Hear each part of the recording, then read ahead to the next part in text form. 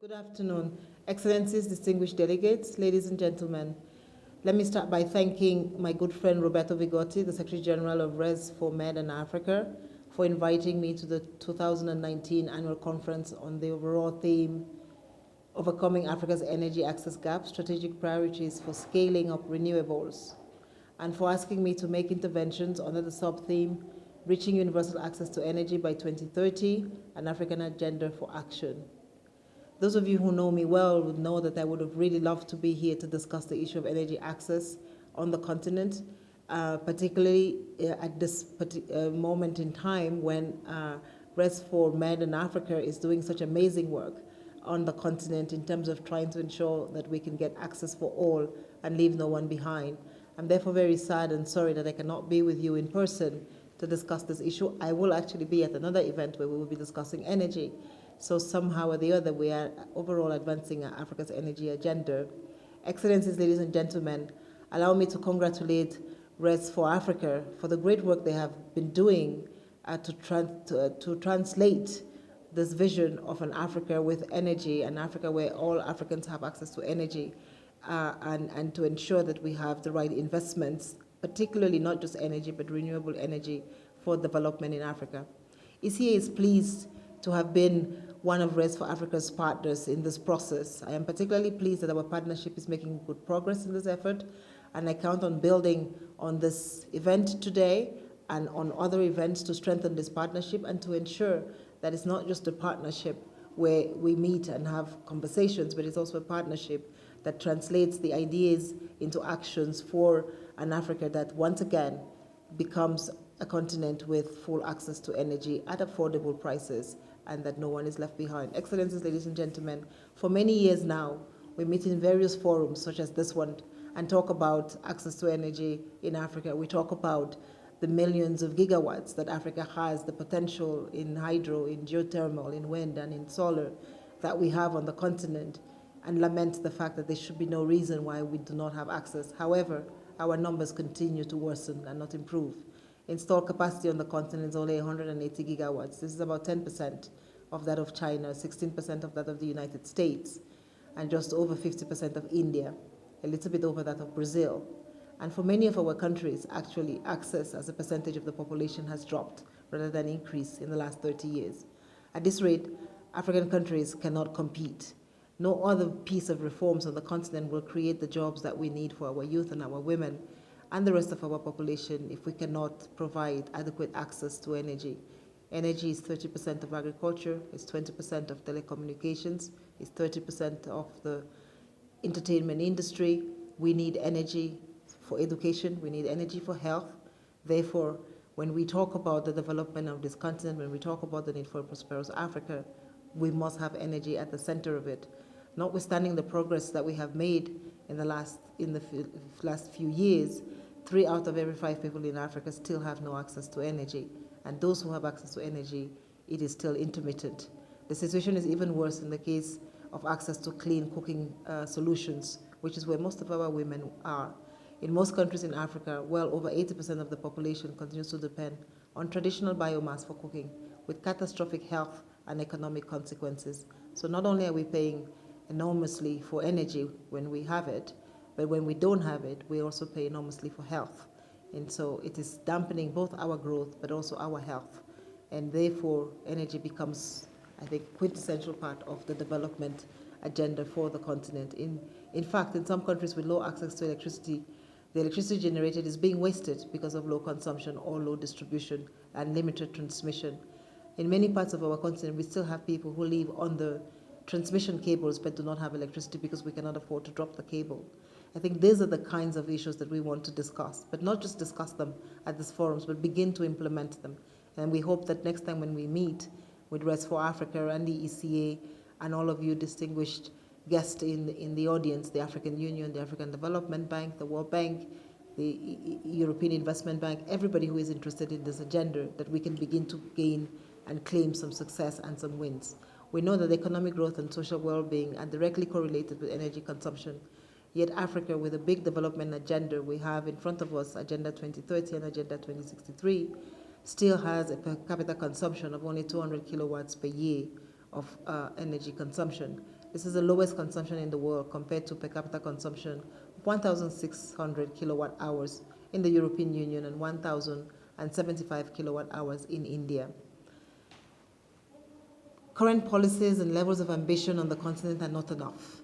We need political will, we need political decisions, we need political resolve to ensure that as we talk about the success of the African Continental Free Trade Area Agreement, as we talk about creating jobs for our youth, as we talk about a healthy Africa, as we talk about an Africa that has to embrace the new digital era, as we talk about an Africa that moves towards industrialization and Industrial 4.0 or a 5G telecommunications, energy has to be at the centerpiece of any policy that wants to meet these goals.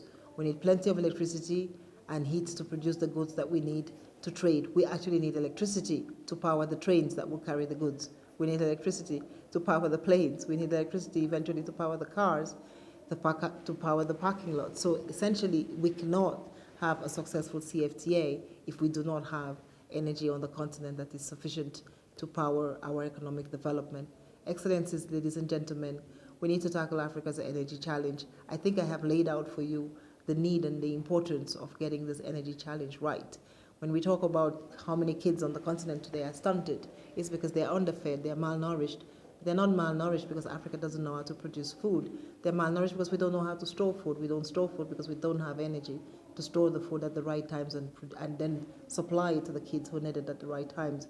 We have maternal mortality rates, a lot of which depend on getting adequate access to healthcare, but we can't have that healthcare because we don't have energy.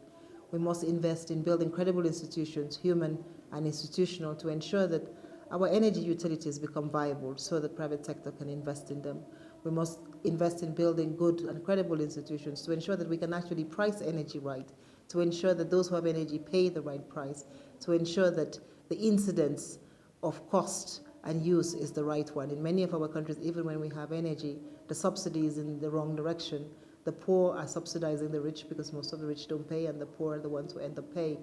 We have a series of policy reforms on the continent that need to be implemented to ensure that we can actually provide better access. Today, the private sector knows how to provide energy on the continent, and that is why I think forums like this are important, particularly working with RES4Africa and the associated private sector groups that are in the room. We know how to deliver energy privately. We know how to transmit energy privately. We need governments to put in place the right policies to ensure that both generation and transmission are done. And that way they can focus on ensuring that the last mile in the rural areas also has access. The ECA, in collaboration with the New Climate Economy, is developing Africa's New Climate Economy Program as a key framework program to look at how we can begin to develop robust economies, robust societies with renewable energy. Furthermore, the ECA is working with various partners and member states to see how we can also help and support partners change policy, improve policy, strengthen policy around energy generation, energy transmission, but also energy distribution, and ensure that we also improve and ensure that both on-grid, Africa has a lot more on-grid than off-grid, but as we move into a new generation of platforms of services, platforms of supply, we're going to start building more off-grid. What is the model for off-grid? How do we ensure that off-grid also has the objectives of low cost and high access? The ECA is supporting the African Union Commission and the African Union Development Agency, NEPAD, in other efforts to ensure that we can optimize energy generation and energy trade. We're working a lot with the PIDA program across power pools to ensure that a lot of the power pools, Africa has actually been, I think, a path leader in developing regional trading systems and regional trading mechanisms, but they haven't delivered on the promise as we would have expected in all the energy power pools. But we hope that as we begin to do more renewable energy, Africa's power pools will become more important. As we talk about energy interconnectedness on the continent, then we will ensure that, I think when we do the studies, and a lot of literature already shows that when you trade in energy, even when there is instability, trade continues.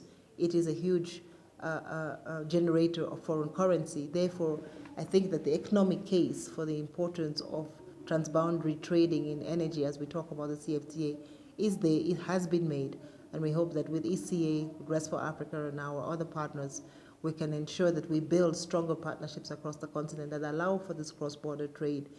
DRC, for example, has abundant mineral resources, abundant energy resources, and we believe that building an energy interconnected Central Africa will allow us not only to light and power DRC, but also to power the rest of the sub-region. I think that the dream, hopefully, of everybody in the room today is that one day we will see another Inga Dam come on stream, and that energy prices on the continent that are today in places like South Africa at 4 cents on solar will come much, much lower on hydro, and Africa will become a lot more competitive. Indeed, we can deliver the energy for Africa's development with great ambition. We can do it quickly. The good news of renewable energy is that it doesn't take 5 years to build a lot of the energy plants. We believe that with the speed of innovation in both geothermal and solar, it should be able to take between 12 to 24 months to put more power on our grids, to transmit more power. And we hope that this conversations today will give us more ideas and more ways of finding solutions to ensure that not only our businesses have the right power that they need, our households do, but also that our women, as they cook, have the right kind of clean cooking solutions that are needed to ensure that their health remains intact as they go forward. So let us strengthen our partnership for an agenda to drive Africa's energy transformation, and let us hope that when we meet next year, we can, at least as a community, agree that we have put a lot more energy on the grid and that Africa's growth is much stronger and much more powerful because of forums like this and action that was taken thereafter. Thank you again for listening to me, and I wish the rest of the conference much success, and hopefully that we go from the conference to beginning to build a few more power plants and transmit a little bit more energy at affordable prices. Thank you.